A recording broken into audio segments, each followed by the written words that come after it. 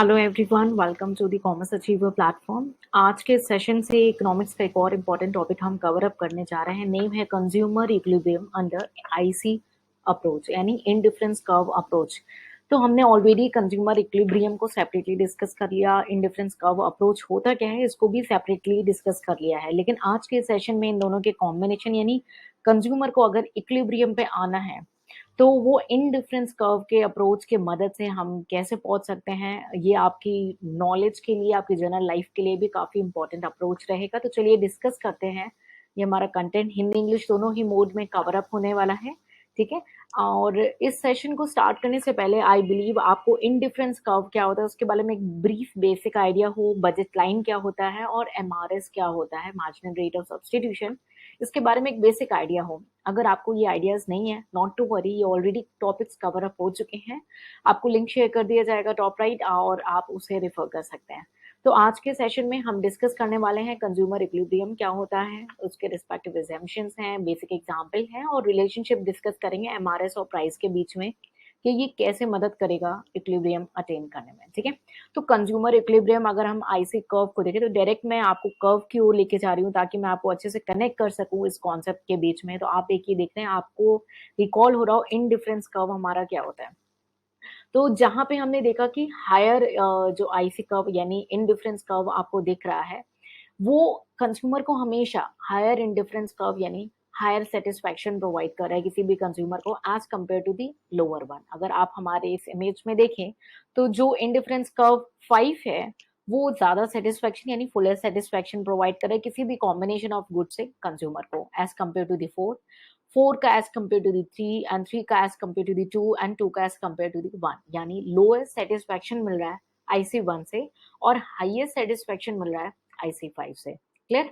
तो हम कह सकते हैं higher IC curve shows the higher level of satisfaction, यानी ये कंज्यूमर का मैक्सिमाइज कर देता है सेटिस्फैक्शन। कंज्यूमर इसीलिए कोशिश करता है कि वो हाईएस्ट पॉसिबल आईसी कर्व की ओर अप्रोच करे, वहां तक पहुंचे, ठीक है।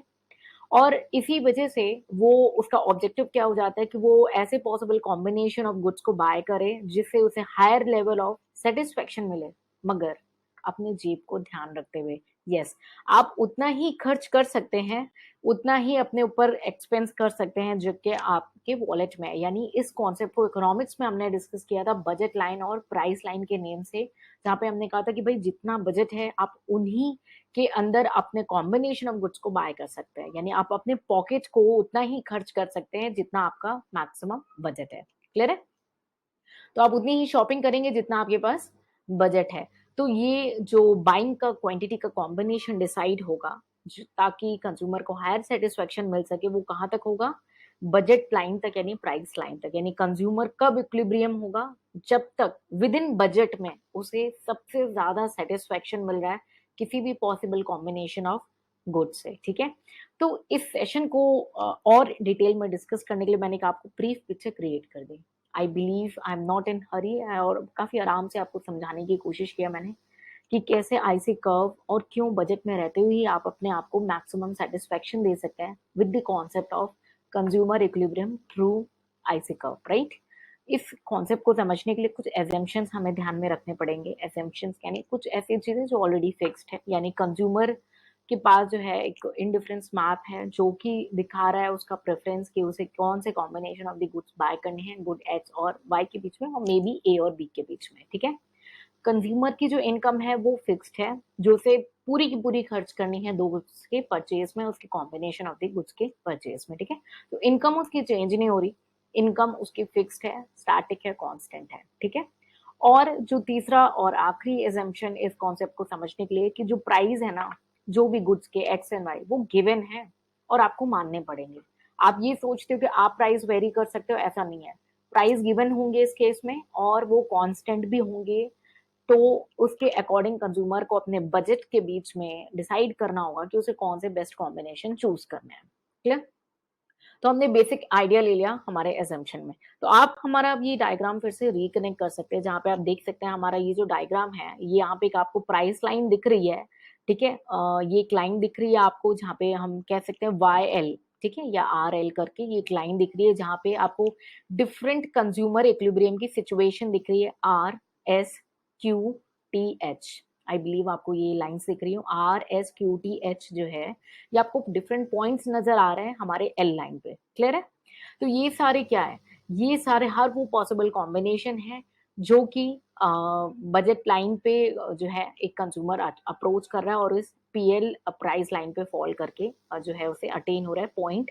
ये सारे जो पॉइंट है ये सारे वो पॉसिबल कॉम्बिनेशन है जो कि बजट लाइन पे फॉल कर रहे हैं, ठीक है।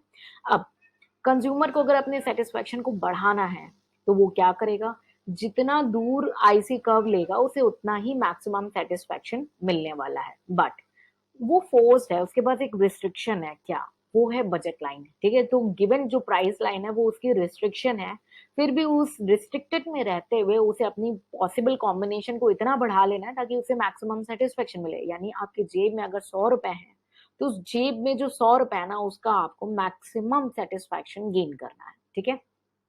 तो हमारे केस में हम देख सकते हैं point number Q, point number Q आप देख सकते हैं ये एक कंज्यूमर को उसके जेब में रखे हुए पैसे के अकॉर्डिंग मैक्सिमम सेटिस्फेक्शन प्रोवाइड कर रहा है। डोंट वरी, इसे और डिटेल में कवर अप करूंगी।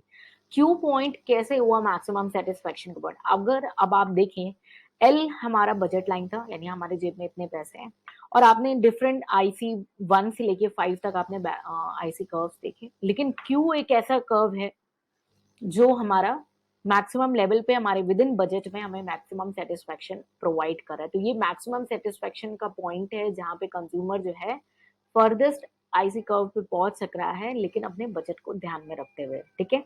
यानी ये एक ऐसा पॉइंट है जो कंज्यूमर इक्विलिब्रियम सिचुएशन है जहां पे वो बाय कर सकता है क्वांटिटी आपकी M और N कॉम्बिनेशन की, गुड X की M क्वांटिटी और गुड Y की N quantity of the goods consumer buy कर सकता है ताकि उसे मैक्सिमम सेटिस्फेक्शन मिले अपने गिवन बजट में। क्लियर है। अब कंज्यूमर इक्विलिब्रियम जो लेवल है, जो प्राइस लाइन है जिसको हम कह सकते हैं L हमारे केस में, वो टेंडेंशियल है यानी टच कर रही है हमारे आईसी कर्व को जो फर्देस्ट है, ठीक है। और इक्विलिब्रियम लेवल जो हमारा पॉइंट क्या है, पॉइंट नंबर क्यू, ये जो है ये स्लोप है टू द प्राइस लाइन और इंडिफरेंस कर्व, यहाँ पे सब क्या दिख रहा है, इक्वल दिख रहा है। अगर आप देखेंगे तो यहाँ पे हमें चीजें इक्विलिब्रियम नजर आ रही है। इस टेंजेंट पॉइंट क्यू में हमें जो slope of price line P जो प्राइस लाइन है एल है, यानी बजट लाइन जो एल है, वो इक्वल है हमारे इंडिफरेंस कर्व 3 को। आप देख सकते हैं L line is equal to IC3 at point Q. फिर से सुनिएगा, क्यू पॉइंट पे I3 is equal to L. Agree, यानी बजट में मैक्सिमम सेटिस्फेक्शन वो कहाँ पे अटेन हो रहा है, पॉइंट नंबर क्यू पे हो रहा है, ठीक है। और कंज्यूमर जो है फिर बाकी अदर कॉम्बिनेशन ना वो नहीं प्रेफर कर पाएगा। क्यों, पॉइंट नंबर RSTH ये सब आप देख रहे हैं, ये लोअर सेटिस्फेक्शन दे रहा है लेकिन क्यू हाईएस्ट दे रहा है विद इन बजट में रहते, तो ऑब्वियसली हायर को प्रेफर करेगा जो उसे हायर लेवल ऑफ सेटिस्फेक्शन दे रहा है, राइट। तो कंज्यूमर जो है इस हिसाब से अगर देखें तो IC4 एंड 5 पे नहीं पहुंच पाएगा। क्यों, क्योंकि उसका बजट जो है वो लिमिट है टू द लाइन एल और वो 4-5 तक नहीं पहुंच पाएगा, वो IC3 तक पहुंच पाएगा और वहीं पे वो बाय करना सोचेगा quantity X, quantity M good X की और क्वांटिटी N गुड Y का, ताकि उसे मैक्सिमम सेटिस्फेक्शन मिले at point Q। Clear, I believe ये कॉन्सेप्ट आपको क्लियर हो गया। एक ले लैंग्वेज में मैंने आपको एक्सप्लेन किया है, तुरंत कनेक्ट करूंगी वर्डिक्ट से ताकि आपको और अच्छे से इस पे कॉन्फिडेंस आ जाए, राइट।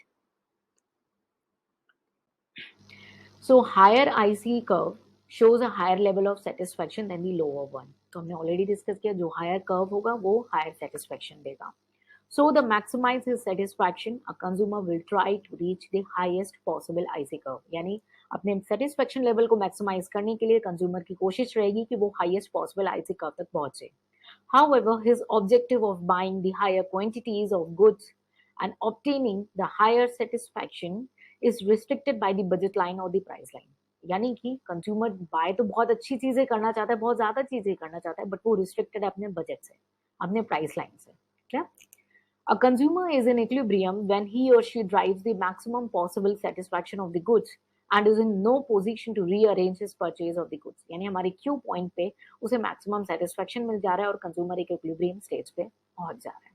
क्लियर, सो आई बिलीव ये कॉन्सेप्ट आपको अब तक का कंज्यूमर इक्विलिब्रियम क्या होता है उसके एजम्पशन और साइमल्टेनियसली ये डायग्राम काफी अच्छे से क्लियर हो चुका हो। अगर कोई डाउट है ना तो उसे साथ में लेके नहीं जाइएगा, उसे कमेंट सेक्शन में पूछ करके क्लियर करिएगा। इकोनॉमिक्स की कंप्लीट सीरीज कवरेज हो चुकी है और टाइम टू टाइम हम और सीरीज में आपको वैल्यू एडिशन देते रहेंगे, कई सारे टॉपिक्स एंड नॉलेज आपके साथ शेयर करते रहेंगे। आप हमारे साथ जुड़े रहें और अगर ये इंसेंटिव्स आपको ये जो सीरीज है आपको हेल्प कर रही है तो प्लीज उसे हमारे साथ शेयर जरूर करें ताकि हमें आइडिया लगे कि आपको एक्चुअली में इससे बेनिफिट मिल रहा है। क्या तो अब हम नेक्स्ट जो डिस्कस करने वाले हैं मेन एरिया की रिलेशनशिप क्या है हमारे एमआरएस और प्राइस का जो कि इक्विलिब्रियम में है।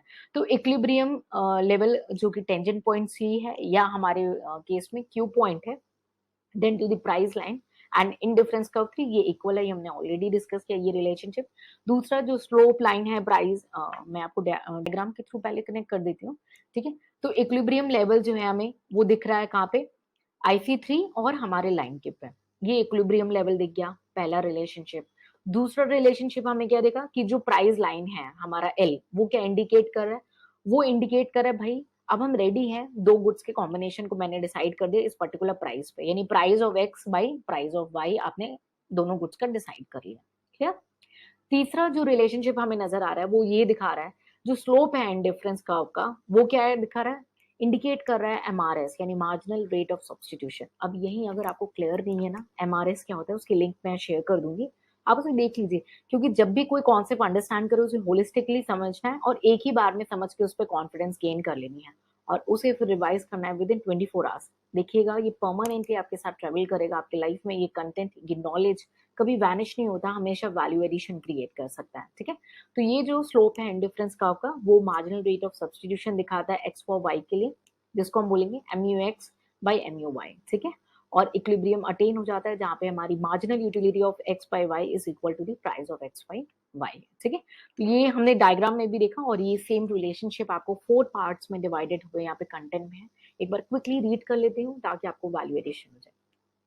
At the equilibrium level, that is attendant point C or Q in our case, the slope of price line, that is L, and indifference curve 3 are equal.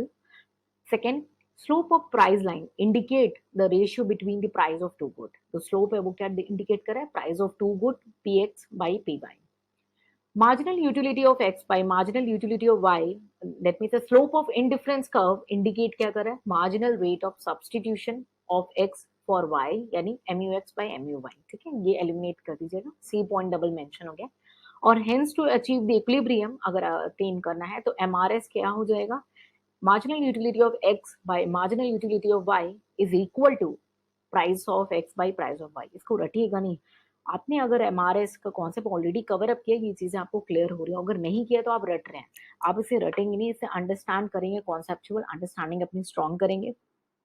और अगर आपको कोई भी डाउट होता है तो उसे कमेंट सेक्शन में पूछेंगे। ठीक है, तो ऐसे ही कंप्लीट नॉलेज के लिए आप हमारे साथ जुड़े रहें, हम टाइम टू टाइम हमारी कंप्लीट जो है कंटेंट हिंदी और इंग्लिश दोनों ही मीडियम में आपके साथ शेयर करेंगे। ठीक है, और इन सेशन का मैक्सिमम बेनिफिट लें, अगर कोई क्वेरी है उसे कमेंट सेक्शन में पूछें, इकोनॉमिक्स की प्लेलिस्ट को रेफर कर लें अगर आपको इकोनॉमिक्स पे कंप्लीट कमांड करनी है। तो मिलेंगे नेक्स्ट सेशन में, कुछ और नया सीखेंगे इकोनॉमिक्स में। Till then take care, bye bye and जय हिंद।